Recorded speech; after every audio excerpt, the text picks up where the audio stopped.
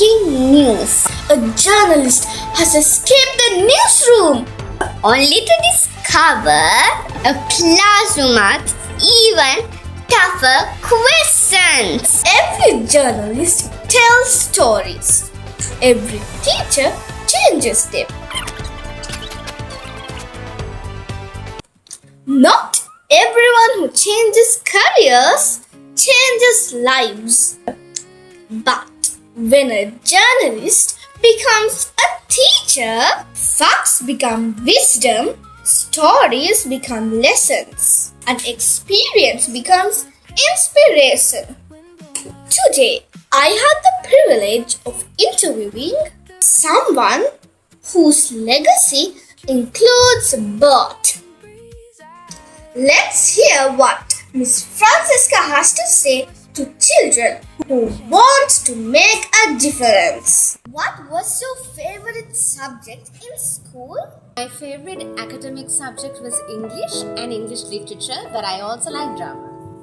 Who inspired you most when you were growing up? My dad, he inspired me great. What made you choose journalism before being a teacher? Because back in the day, unlike now, when we were kids, there was a war, 30-year war, and we had to take transparent bags and go, and we had to make little ID cards, and it was a very scary time. I wanted to grow up, be a journalist, and help our army forces and all of them to just do what they were doing in order to win the war and give the news out to, and that's what inspired me to become a journalist. Have you ever failed? Yes, I have failed, definitely. We all fail, right? And because we fail, we learn. If we don't fail, we'll never learn. What did you learn from it? I learned never to fail again. If you could go back in time, what would you say to your 10-year-old self? Don't be stupid. Be a little more responsible. It's good to be fun, but a little mature. That's what I would tell my 10-year-old self. Which job was harder, being a journalist or being a teacher? Good question. So, being a journalist, I think mentally was a little hard. You had to think a lot, you had to give accurate news, you can't go wrong. Because mentally, it's more stressful and it's difficult.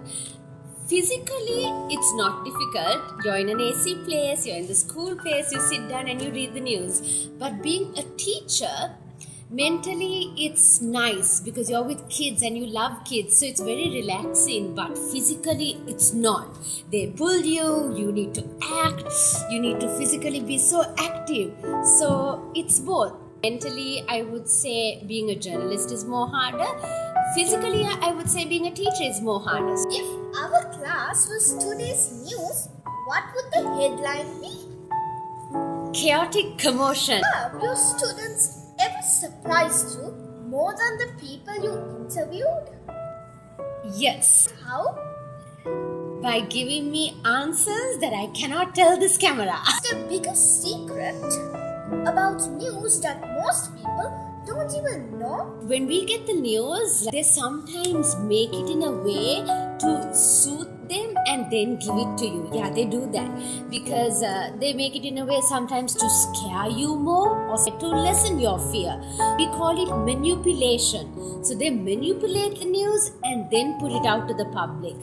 That is a secret that the media does. Don't tell it to anybody. But I think I already said it, so the secret's not a secret anymore. What was the most dangerous event you had to face as a journalist?